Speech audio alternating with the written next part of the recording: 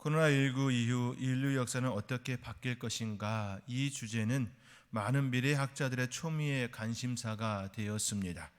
그리하여 그들 각자의 입장에서 코로나19 이후에 관한 저술 활동과 학술 발표를 하였습니다. 이들의 저술과 학술 발표에서 빠지지 않고 다루는 공통의 주제들이 나타났습니다. 그 주제들 가운데 하나는 AI와 일자리였습니다. 이제 우리 사이에 미래 자동화 기술이 급속도로 매우 자리하고 있습니다. 그러는 동안 직업의 본질은 점점 변화하기 시작하였습니다. 인사 컨설팅 기관인 아덴트 파트너스의 보고서에 따르면 현재 기업들의 노동력 중 약 50% 이상이 비정규직 근로자로 채워져 있다, 이렇게 말하고 있습니다. 그뿐 아니라 인공지능이 인간을 대체하는 분야도 늘어나고 있으며 2030년에는 현존하는 일자리 중 거의 절반이 사라질 것이라는 전망을 내놓았습니다. 레즈 커즈와일은 2029년 무렵에는 인간 한 명보다 로봇이 훨씬 더 많은 지식을 갖게 될 것이라 예측합니다. 로봇, 즉 인공지능들이 집단 학습을 하게 된다면 커즈와일의 예측대로 인공지능이 인간보다 더 똑똑해지는 시대가 도래합니다. 이러한 기술의 발전은 전체 경제를 성장시킬 것입니다. 그러나 미래 일자리의 변화는 불가피하다고 전문가들은 이구동성으로 이야기합니다. 분명 경제는 성장하지만 그 안에 머물고 있는 인간의 일자리는 반드시 변화를 가질 수밖에 없다라는 이야기입니다. 로봇들은 이미 놀라운 속도로 인간 노동자들을 대체하고 있습니다. 미국 경제를 기준으로 볼 때 로봇 한 대가 추가될 때마다 고용은 5.6명이 줄어들었습니다.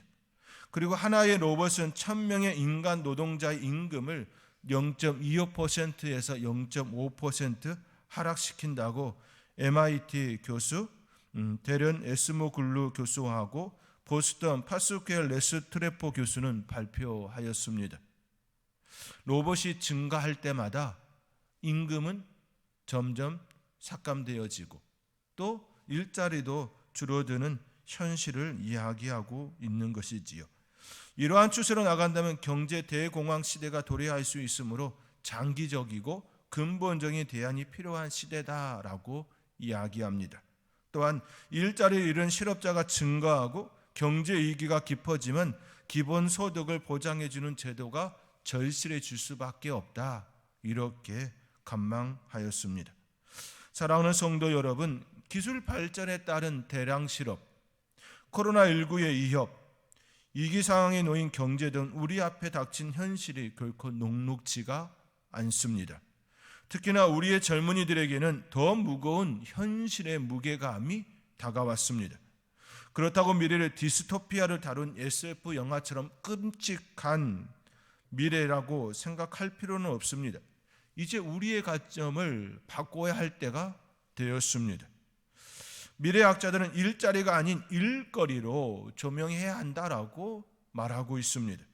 아울러 인간의 일자리를 빼앗아간 로봇들에게 세금을 부과하고 그것을 기본소득으로 삼아야 한다라고 이야기합니다. 일명 로봇 앵벌이입니다. 로봇에게 일자리를 빼앗긴 만큼 그들을 우리의 앵벌이로 삼아야 한다. 그들을 세금을 부과하여 우리에게 이득이 되게끔 해야 한다라고 접근하고 있습니다.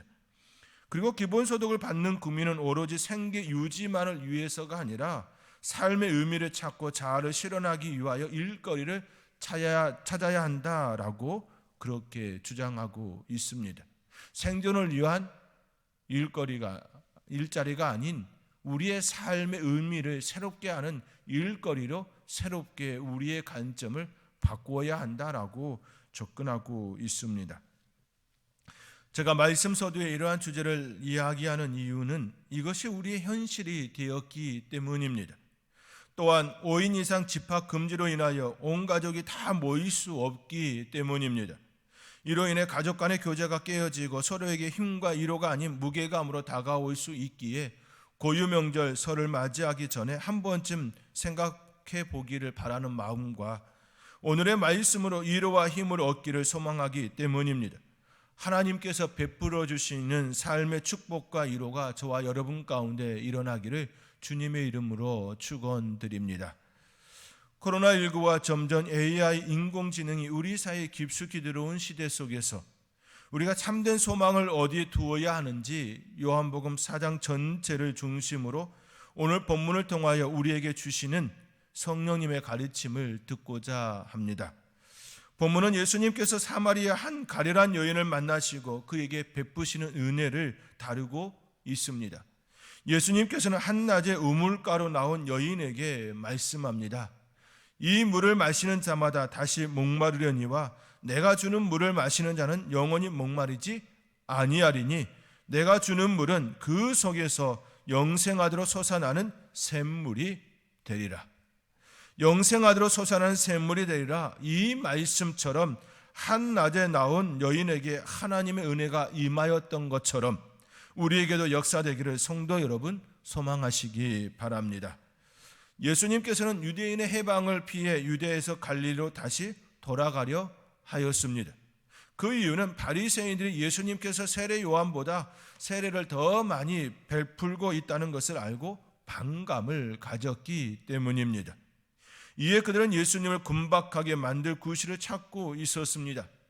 예수님께서는 아직 자신의 때가 아님을 아셨기에 그들과 대치하지 않으시고 그들을 피하여 갈릴리로 가시고자 하셨습니다. 유대에서 갈릴리로 가시기 위해서는 반드시 사마리아를 가로질러야 합니다. 지리적으로 사마리아는 유대와 갈릴리 사이에 있었습니다. 그러나 당시 일반적으로 유대 사람들과 사마리아 사람들 사이에는 서로 소원한 관계에 있었습니다. 그리하여 유대인들이 유대에서 갈릴리로 갈 때에는 사마리아를 거치지 않고 멀리 돌아서 가는 경우가 허다하였습니다. 행여 지나간다 하여도 도중에 사마리아 사람들과 상정하고 교제하는 일은 생각지 못하는 상상할 수 없는 일이었습니다. 그렇게 예수님의 제자들이 예수님과 다시 만나게 되었을 때 예수님께서 사마리아 여인과 대화하는 것을 이상히 여겼던 것이지요. 또한 예수님께서 사마리아 여인에게 말을 걸었을 때에 사마리아 여인도 자신에게 말을 걸어오는 예수님을 이상히 여기게 되었던 것이기도 합니다. 그러나 우리는 요한복음 4장 전체를 통하여 사마리아로 가신 예수님의 분명한 목적을 마음에 이미 두고 계셨음을 발견합니다. 예수님의 마음은 이미 수가성 여인과 그 여인으로 인하여 예수님께 나아오는 사마리아 사람들에게 마음이 이미 가 있었습니다.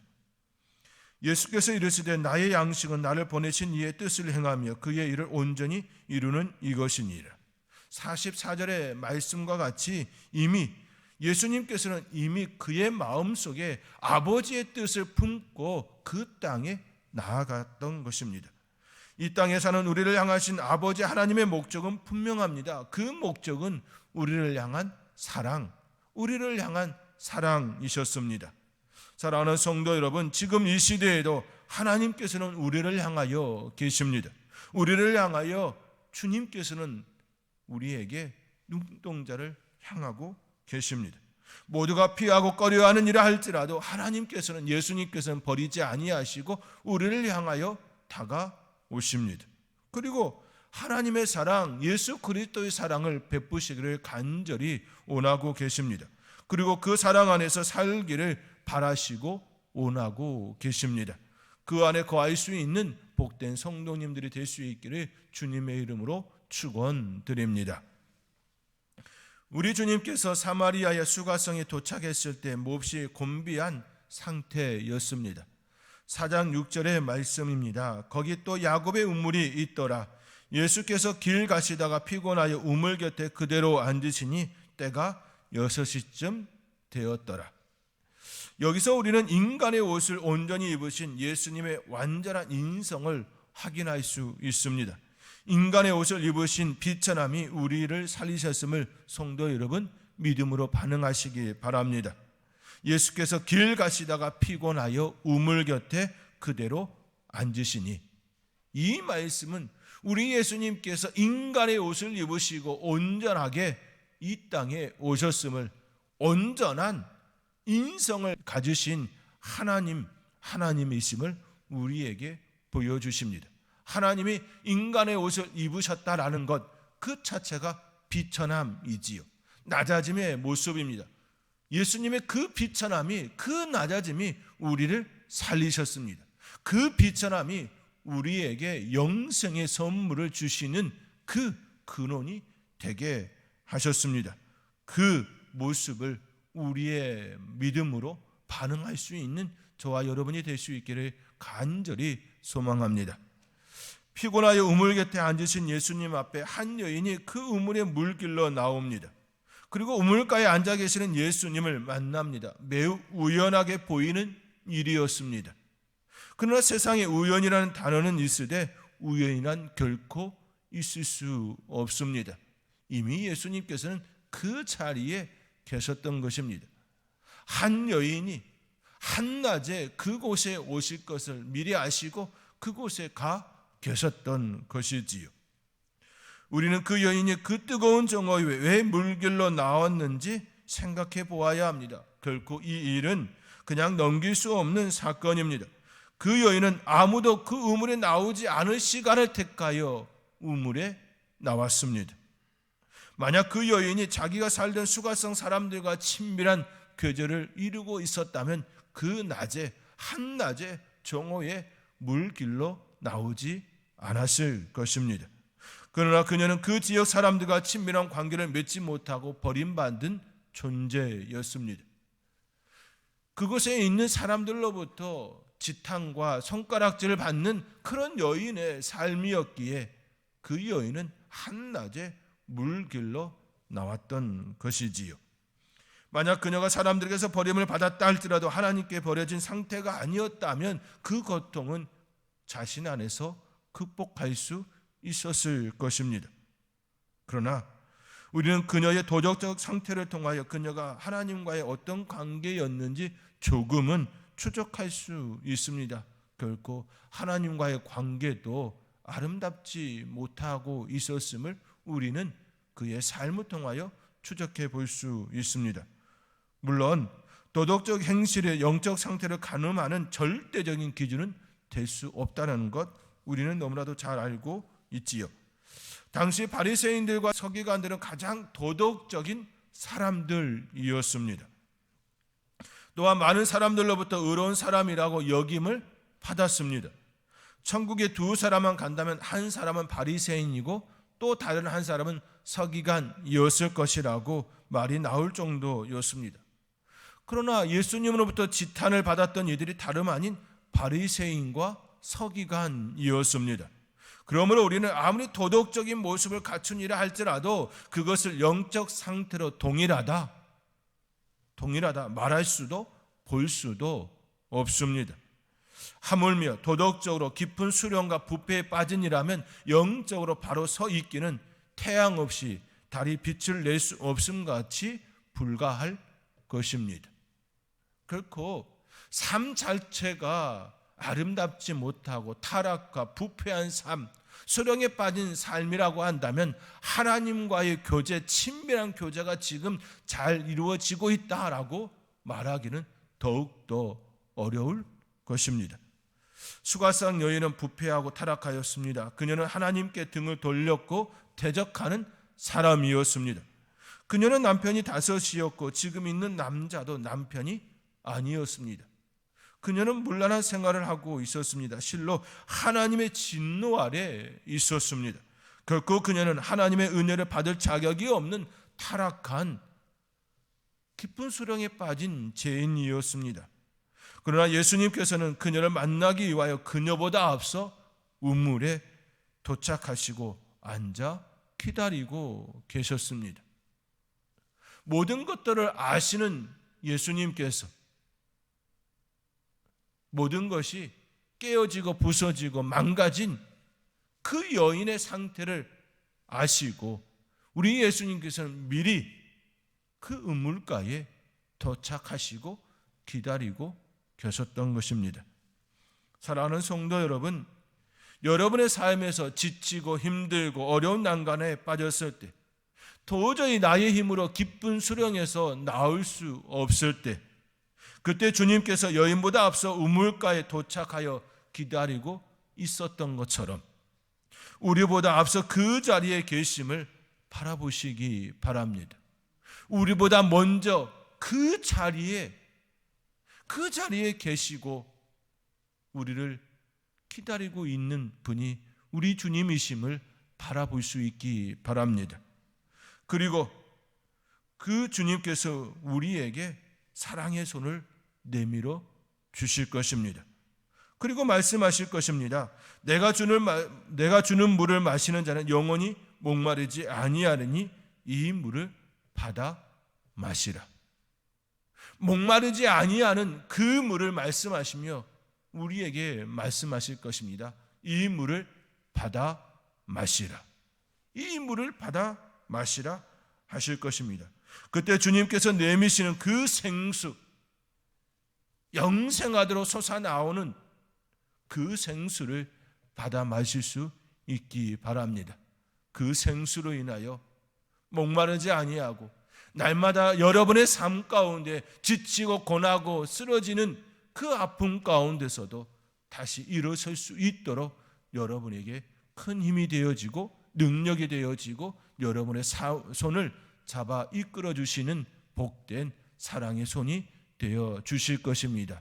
그 은혜가 저와 여러분 가운데 날마다 여러분의 삶과 우리의 삶 가운데 일어나기를 주님의 이름으로 축원드립니다. 사람들로부터 버림받은 그 여인, 감히 하나님께 자신의 처지를 호소할 수 없는 그 여인은 예수님께 무엇을 달라, 나에게 좋은 것을 달라 요구할 어떤 상태도 권리도 있지 않았습니다. 그럼에도 불구하고 곤비한 중에 물 좀 달라 하시던 예수님께서는 물 마시는 일조차 뒤로 미루시고 여인에게 놀라운 하나님의 선물을 말씀하셨습니다. 10절의 말씀입니다. 우리 함께 10절의 말씀을 우리 함께 읽겠습니다. 예수께서 대답하여 이르시되 내가 만일 하나님의 선물과 내가 그에게 구하였을 것이요 그가 생수를 내게 주었으리라. 아멘. 예수께서 대답하여 이르시되 내가 만일 하나님의 선물과 또 내게 물 좀 달라 하는 이가 누구인 줄 알았더라면 내가 그에게 구하였을 것이요 그가 생수를 내게 주었으리라. 물은 육신의 생명을 보존하는 데 매우 귀중합니다. 물이 없으면 죽습니다. 그러나 예수님은 육신이 마실 물을 소재로 영원히 목마르지 아니하는 생수를 말씀하셨습니다.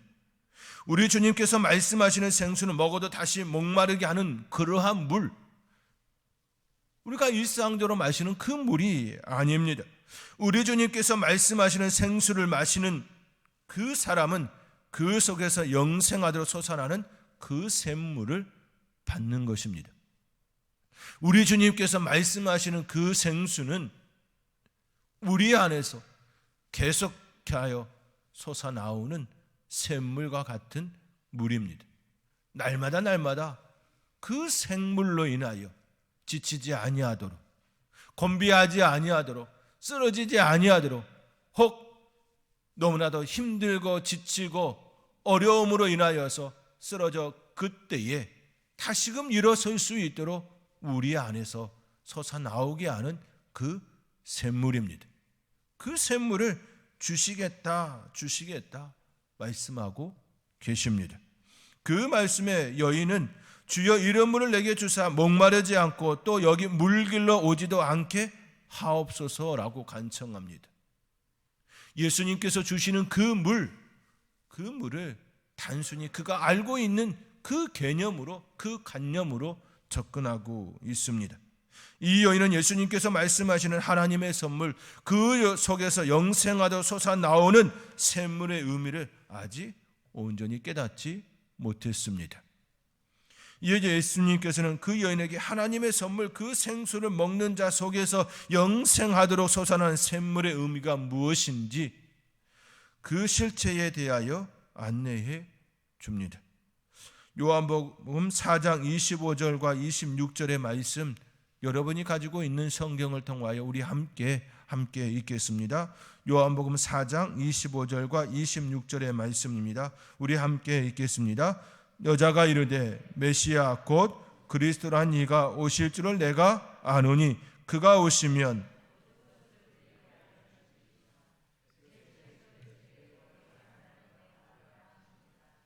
그렇습니다. 우리 주님께서 여인에게 약속하신 하나님의 선물은 바로 예수 그리스도 자신을 가리키고 있었습니다. 그 주님을 믿음으로 맞이하는 자는 구원의 복락, 영생하도록 솟아나는 샘물을 얻은 자입니다. 그 사람은 영원히 목마르지 않는 영생의 축복을 얻습니다. 삶에 힘들고 고난 가운데 있을 때에 다시 일어설 수 있도록 힘을 주시는 우리 주님이 우리 안에 내재하시는 축복을 얻게 하신다라는 것입니다. 사랑하는 성도 여러분, 코로나19와 경제적 위기 속에서 삶의 갈증을 느끼며 목말라 하는 사람들에게도 예수님의 말씀은 동일하게 적용됩니다. 그리고 예수님께서는 말씀합니다. 요한복음 7장 37절에서 39절의 말씀입니다. 명절 끝날 곧 큰 날에 예수께서 서서 외쳐 이르시되 누구든지 목마르거든 내게로 와서 마시라. 나를 믿는 자는 성경의 이름과 같이 그 배에서 생수의 강이 흘러 나오리라 하시니 이는 그를 믿는 자들이 받을 성령을 가리켜 말씀하신 것이라. 성령을 가리켜 말씀하신 것이라. 우리 주님께서는 십자가에서 죽으시고 그리고 부활하신 이후에 승천하셨습니다. 그리고 우리를 위하여 날마다 새 힘을 얻고 살아갈 수 있도록 성령님을 우리에게 보내셨습니다.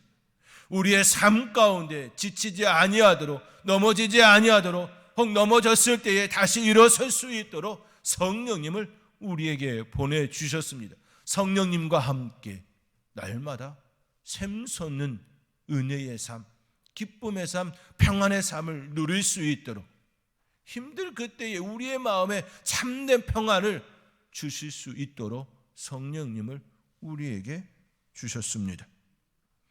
예수님께서는 바로 약속의 선물, 하나님의 선물 예수 그리스도, 그분을 통하여 우리에게 모든 것들을 다 이루시고 우리와 함께 하시는 성령님을 우리에게 허락해 주셨습니다.